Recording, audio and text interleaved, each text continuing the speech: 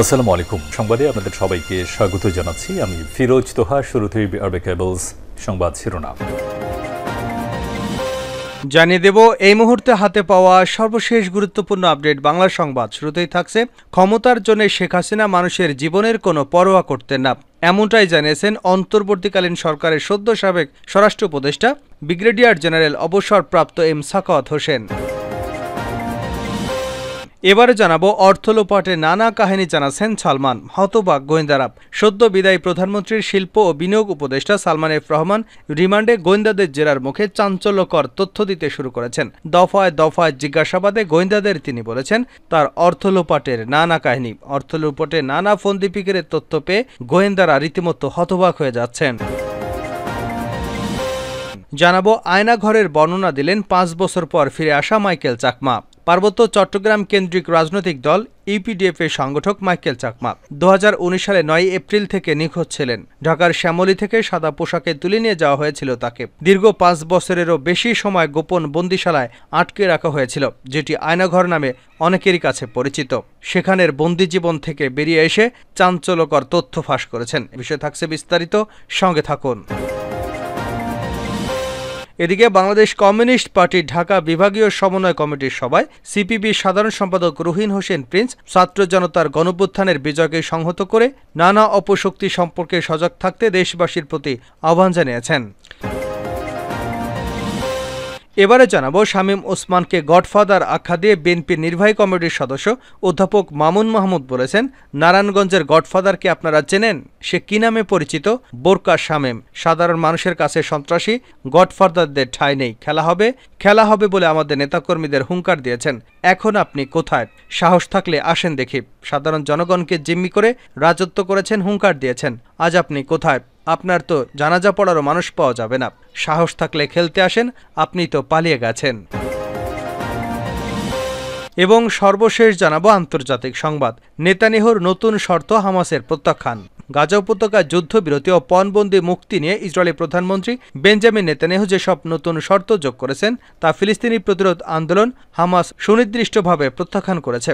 কাতারে চলমান যুদ্ধবিরতির আলোচনা নিয়ে সারা দুনিয়ার মিডিয়া ইতিবাচক খবর প্রকাশ করলেও বাস্তব অবস্থা ভিন্ন বলেই মনে হচ্ছে। এতক্ষণ শিরোনাম শুনছিলেন, এবার বিস্তারিত। প্রিয় দর্শক, আপনি যদি এই চ্যানেলে নতুন হয়ে থাকেন, ভিডিওটি দেখতে দেখতে চ্যানেলটি সাবস্ক্রাইব করে আমাদের সঙ্গে থাকুন। আর এই ভিডিও সম্পর্কে আপনি আপনার মূল্যবান মতামতটি কমেন্ট বক্সে জানিয়ে দিন। আর হ্যাঁ প্রিয় দর্শক, জানিয়ে দিন ভিডিওটি কোথা থেকে দেখছেন। ক্ষমতার জন্য শেখ হাসিনা মানুষের জীবনের কোনো পরোয়া করতেন না, এম সাখাওয়াত হোসেন। ক্ষমতার জন্য শেখ হাসিনা মানুষের জীবনের কোনো পরোয়া করতেন না, এমনটাই জানিয়েছেন অন্তর্বর্তীকালীন সরকারের সদ্য সাবেক স্বরাষ্ট্র উপদেষ্টা বর্তমান পাট ও বস্ত্র উপদেষ্টা ব্রিগেডিয়ার জেনারেল অবসরপ্রাপ্ত এম সাখাওয়াত হোসেন। সম্প্রতি ভারতের সংবাদ মাধ্যম নর্থ ইস্ট নিউজকে দেওয়া এক সাক্ষাৎকারে একথা বলেন তিনি। মুঠোফোনে 45 মিনিটের এক সাক্ষাৎকারে এম সাখাওয়াত হোসেন বলেছেন, ক্ষমতার জন্য শেখ হাসিনা মানুষের জীবনের কোনো পরোয়া করতেন না। পুলিশের ঊর্ধ্বতন কর্মকর্তারা ছাড়াও এই হত্যাযজ্ঞে সাবেক স্বরাষ্ট্রমন্ত্রী আসাদুজ্জামান খান কামাল, সাবেক আইনমন্ত্রী আনিসুল হক এবং সাবেক সড়ক পরিবহন ও সেতুমন্ত্রী ওবায়দুল কাদের সহ শেখ হাসিনার মন্ত্রিসভার অনেক সদস্যই জড়িত। তিনি বলেন, শেখ হাসিনা সরকারের নির্দেশে প্রাণঘাতী অস্ত্র দিয়ে পুলিশ বাহিনী তাদের হত্যা করেছে, তাদের বেশিরভাগই তরুণ এবং শিক্ষার্থী। তিনি বলেন, শেখ হাসিনা সরকারের নির্দেশে প্রাণঘাতী অস্ত্র দিয়ে পুলিশ বাহিনী যাদের হত্যা করেছে তাদের বেশিরভাগই তরুণ ও শিক্ষার্থী। ঢাকা এবং ঢাকার বাইরের জেলাগুলোতে এসব শিক্ষার্থী নিহত হয়েছেন। অন্তর্বর্তী সরকারের স্বরাষ্ট্র উপদেষ্টার দায়িত্ব গ্রহণের পর অসংখ্য পুলিশ কর্মকর্তার সঙ্গে কথা বলেছেন জানিয়ে এম সাখাওয়াত হোসেন বলেন, পুলিশ সদস্যদের শান্ত করতে টানা 5 ঘন্টা তাদের সঙ্গে আলোচনা করতে হয়েছে। তাদের কাছে বিভিন্ন বিষয় জানতে চাওয়া হয়। এক পর্যায়ে তারা কান্নায় ভেঙে পড়েন। একই সঙ্গে তিনি ভারতের উদ্দেশ্যে বলেন, ভারত সরকারের প্রতি আমাদের বার্তা হলো, আপনারা কি ঢাকায় বন্ধুত্বপূর্ণ নাকি শত্রু ভাবাপন্ন একটি সরকার দেখতে চান? অর্থলোপাটে নানা কাহিনী জানাচ্ছেন সালমান, হতবাক গোয়েন্দারা। সদ্য বিদায়ী প্রধানমন্ত্রীর বেসরকারি শিল্প ও বিনিয়োগ উপদেষ্টা সালমান এফ রহমান রিমান্ডে গোয়েন্দাদের জেরার মুখে চাঞ্চল্যকর তথ্য দিতে শুরু করেছেন তিনি। দফায় দফায় জিজ্ঞাসাবাদে গোয়েন্দাদের তিনি বলেছেন তার অর্থলোপাটে নানা কাহিনী। অর্থলুটের নানা ফন্দিপিকের তথ্য জানতে পেরে গোয়েন্দারা হতবাক। তারা বলছেন, অর্থ লুটপাটের মাস্টারমাইন্ড হলেন সালমান এফ রহমান। গ্রেপ্তারকৃত সাবেক আইনমন্ত্রী আনিসুল হককেও দফায় দফায় জিজ্ঞাসাবাদ করা হচ্ছে। বৈষম্য বিরোধী ছাত্র আন্দোলন দমনে শক্তি প্রয়োগ করার নেপথ্যে অন্যতম কারিগর ছিলেন এই আইনমন্ত্রী।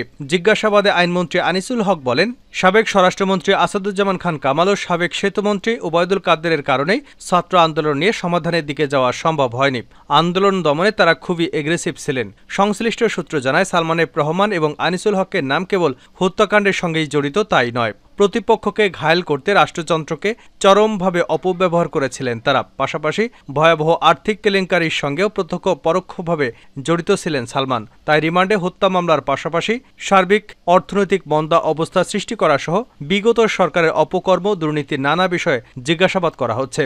তারা দিচ্ছেন অজানা চাঞ্চল্যকর তথ্য। তদন্তকারী সূত্র জানায়, দেশের ব্যাংক খাত, পুঁজিবাজার, বন্ড মার্কেট সহ পুরো আর্থিক খাতকে কলুষিত করার পেছনে থেকে মাস্টারমাইন্ড হিসেবে কাজ করেছেন সদ্য বিদায়ী প্রধানমন্ত্রীর বেসামরিক শিল্প ও বিনিয়োগ উপদেষ্টা সালমান এফ রহমান। ব্যাংক খাতে খেলাপি ঋণের কারিগর হিসেবে উত্থান, ক্ষমতার অপব্যবহার করে পুঁজিবাজারের বিনিয়োগকারীদের সর্বস্ব লুটেপুটে নিয়েছেন। জানা গেছে, শেয়ার বাজার ও ব্যাংক খাতে কেলেঙ্কারির মূল হোতাদের একজন হিসেবে গত 15 বছর ধরে আলোচনায় ছিল সালমান এফ রহমানের নাম। তবে খাত দুটিতে সালমানের দৌরাত্ম্য আরও অনেক আগে থেকেই। সালমান এফ রহমানকে ঋণ খেলাপির জনক হিসেবে আখ্যা দিয়েছেন ব্যাংক কর্মকর্তারা। সরকারি বেসরকারি 7টি ব্যাংক থেকে নামে বেনামে 36,865 কোটি টাকা ঋণ নিয়েছে তার প্রতিষ্ঠান। এর মধ্যে একটি ব্যাংক থেকে নেওয়া হয়েছে 23,070 কোটি টাকা। পণ্য রপ্তানি করে টাকা দেশে না আনার অভিযোগ রয়েছে তার প্রতিষ্ঠানের বিরুদ্ধে। গত 3 বছরে শেয়ারবাজার থেকে তুলেছেন 6,500 কোটি টাকা, আর অদৃশ্যভাবে হাতিয়েছেন আরও 20,000 কোটি টাকা। বাংলাদেশ ব্যাংকের সাবেক গভর্নর আব্দুর রউফ তালুকদার সবকিছু জেনে শুনে এসব ঋণ অনুমোদন দিতে সহায়তা করেছেন। বেশ কয়েকটি ব্যাংকে ঋণ পুনঃতফসিল করার জন্য নীতিমালা পরিবর্তন করেছে কেন্দ্রীয় ব্যাংক। আয়নাঘরের বর্ণনা দিলেন 5 বছর পর ফিরে আসা মাইকেল চাকমা। পার্বত্য চট্টগ্রামের কেন্দ্রীয় রাজনৈতিক দল ইউপিডিএফ এর সংগঠক মাইকেল চাকমা 2019 সালে 9 এপ্রিল থেকে নিখোঁজ ছিলেন। ঢাকার শ্যামলী থেকে সাদা পোশাকে তুলে নিয়ে যাওয়া হয়েছিল তাকে। দীর্ঘ 5 বছরেরও বেশি সময় ধরে গোপন বন্দিশালায় আটকে রাখা হয়েছিল, যেটি আয়নাঘর নামে অনেকেরই কাছে পরিচিত। সেখানে বন্দী থাকার পর গত 6 আগস্ট তাকে চট্টগ্রামের একটি সড়কের ধারে চোখ বেঁধে ছেড়ে দেওয়া হয়। বন্দি দশা থেকে ফিরে জানতে পারেন পুত্রশোক বুকে নিয়ে তার বৃদ্ধ বাবা মারা গেছেন। মাইকেল চাকমার জীবিত নেই ধরে নিয়েই রীতি মেনে তার শেষকৃত্য করেছে পরিবার। বিবিসিকে দেওয়া একান্ত সাক্ষাৎকারে গোপন বন্দিদশায় কাটানোর দিনগুলোর অভিজ্ঞতা জানিয়েছেন মাইকেল চাকমা। ছেড়ে দেওয়ার আগে চোখ বেঁধে গাড়িতে তুলে নিয়ে যাওয়ার রাতটিকে জীবনের অন্তিম সময় হিসেবেই ভেবে নিয়েছিলেন তিনি। বিবিসিকে মাইকেল চাকমা বলেন, শেষ রাতে তাকে গাড়িতে নেবার সময় কিছুটা আলগা করে চোখে কাপড় বাঁধা ছিল, যেটি এক পর্যায়ে গাড়ির সিটে ঘষে ঘষে কিছুটা নামাতে সক্ষম হন এবং আজানের পর কিছুটা আলোর দেখা পান। 2019 সালের পর 6 আগস্ট 2024 সালে এই প্রথম দিনের আলো দেখতে পান মাইকেল চাকমা। তবে তাকে এদিন ছেড়ে দেওয়া হবে সেটি কল্পনাও করেননি। ভেবেছিলেন যে আমাকে হয়তো কোথাও নিয়ে আজকে মেরে ফেলা হবে। দীর্ঘদিন পর ফিরে এসে মাইকেল চাকমা বলেছেন, তার জীবনের এই যে প্রায় 5.5 বছর যারা শেষ করে দিয়েছে তাদের বিচার করতে হবে এবং রাষ্ট্রীয় বাহিনী তার সাথে জড়িত ছিল বলে অভিযোগ করেছেন তিনি। কিছুটা সুস্থ এবং স্বাভাবিক হলে আইনি পদক্ষেপ নেবার পাশাপাশি সরকারের কাছে যথাযথ ক্ষতিপূরণ দাবি করবেন বলেও বিবিসিকে জানিয়েছেন মাইকেল চাকমা। এতদিন কোথায় ছিলেন তিনি? মাইকেল চাকমা জানান, গত প্রায় 5.5 বছর বেশ কয়েকটি গোপন কারাগারে তাকে রাখা হয়েছে। শুরুর দিকে জিজ্ঞাসাবাদ হয়েছে, তবে মাইকেল চাকমা জানিয়েছেন তাকে কোনো মারপিট করা হয়নি। তবে যেভাবে একাকে বন্দি করে রাখা হয় এবং যে পরিবেশে রাখা হয় সেটি তার ভাষায় অত্যন্ত অমানবিক এবং ভয়ঙ্কর রকমের মানসিক অত্যাচার। যেভাবে তারা রাখে এটা তো অত্যন্ত অমানবিক। এটা তো মানুষের বসবাসের জায়গা না, মানুষ এভাবে বাঁচে না। এটা তো কবরের মতো। গুহা আছে না, গুহায় থাকলে মানুষ যেভাবে কিছুই দেখতে পায় না, কবরে থাকলে মানুষ যে কিছুই দেখে না, ঠিক সেরকম। এটা তো মানুষের বাঁচার মতো কোনো জায়গা না। কোনো জানালা নেই, একদম কোনো আলো ঢোকে না, বাতাস ঢোকে না, শুধু চারিদিকে দেওয়াল, বলেন মাইকেল চাকমা। মাইকেল চাকমা যেসব নির্জন ঘরে বন্দী ছিলেন সেগুলোর একটি বর্ণনা দিয়ে বলেন, কোনো রুম 7 ফিট বাই 11 ফিট, কোনো রুম ছিল 8 ফিট বাই 11 ফিট এরকমের, মানে একদম ছোট রুম। ওখানে একটা খাট আছে 3 ফিট বাই 7 ফিট লোহার। মাইকেল যে বন্দীদের দেখেছেন, মাইকেল চাকমা জানান, দীর্ঘ সময় ঘুরে ফিরে 4 থেকে 5টি বন্দিশালায় তাকে রাখা হয়। এসব বন্দিশালায় আরও মানুষ আটক ছিলেন বলে তিনি নিশ্চিত করেছেন। গত 5 বছরের বেশি সময় তার সাথে রাখা হয়েছে আরও 2 জনকে।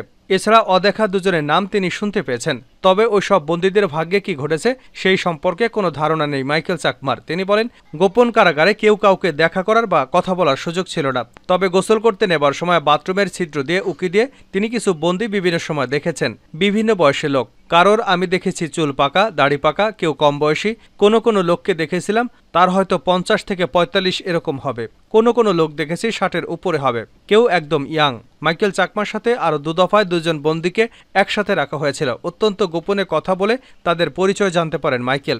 এছাড়া আরও একজনের নাম শুনতে পারেন, যিনি পাশের রুমে বন্দী ছিলেন। একসাথে যাদের সাথে ছিলেন তাদের মধ্যে একজনের নাম সাইদুল, আরেকজন এরশাদ। সাইদুলের বাড়ি ছিল রংপুর, এরশাদের বাড়ি ছিল ঢাকার কচুক্ষেতের কাছাকাছি। সাইদুলকে যেদিন নিয়ে যায় আমি আমার বোনের নম্বর মুখস্থ করে নিয়েছিলাম, কিন্তু পরে বুঝলাম মোবাইল নম্বরের শেষের একটা ডিজিট আমি ভুল দিয়েছিলাম। মাইকেল জানান তার পাশের ছেলে জাকির নামে একজন ছিল বলে তিনি শুনতে পেয়েছেন। রুমে আটক বন্দির আরেকজনের সাথে কথোপকথন শুনে তাদের কোনো বাহিনীর সদস্য বলে মনে হয়েছে। ফিসফিস করে বলতো, আমি জাকির। আমার কাছে বারবার জানতে চেয়েছে শরীফকে তুমি চেনো কিনা। তিনি বলেছিলেন অপরজনের নাম শুনিনি, তাকে স্যার ডাকতো জাকির তাকে বলেছে আমাদের সম্ভবত কোর্ট মার্শাল হবে। অপশক্তি সম্পর্কে সজাগ থাকতে হবে প্রিন্স। বাংলাদেশ কমিউনিস্ট পার্টির ঢাকা বিভাগীয় সমন্বয় কমিটির সভায় সিপিবির সাধারণ সম্পাদক রুহিন হোসেন প্রিন্স ছাত্র জনতার গণঅভ্যুত্থানকে বিজয় সংহত করে নানা অপশক্তি সম্পর্কে সজাগ থাকতে দেশবাসীর প্রতি আহ্বান জানিয়েছেন। ঢাকা বিভাগীয় সমন্বয় কমিটির সভা পার্টির কেন্দ্রীয় কার্যালয়ে অনুষ্ঠিত হয়। তিনি বলেন, ছাত্র জনতার গণবিক্ষোভ গণঅভ্যুত্থানে রূপান্তরিত হয়েছিল। ব্যাপক ধ্বংসযজ্ঞের পরও অতীতে কোনো বিক্ষোভ এত ছাত্র জনতার অংশগ্রহণ দেখা যায়নি। তিনি আরও বলেন, গণঅভ্যুত্থানে পতিত স্বৈরাচার এবং স্বৈরাচারী ব্যবস্থার বিরুদ্ধে সফলতা রক্ষা করে পূর্ণ গণতান্ত্রিক অধিকার অর্জন না হওয়া পর্যন্ত সংগ্রাম অব্যাহত রাখতে হবে। নানা অপশক্তি এই সফলতা তাদের স্বার্থে কাজে লাগাতে চাইবে জানিয়ে সাধারণ সম্পাদক বলেন, এ বিষয়ে সতর্ক থেকে এগোতে হবে। বিশেষত সাম্প্রদায়িক অপশক্তি, ৭১-এর যুদ্ধ অপরাধীরা নানাভাবে সামনে আসছে। এসব বিষয়ে বিশেষভাবে সচেতন থেকে সংগ্রাম সামগ্রিক কর্মকাণ্ড অগ্রসর করার আহ্বান জানান তিনি।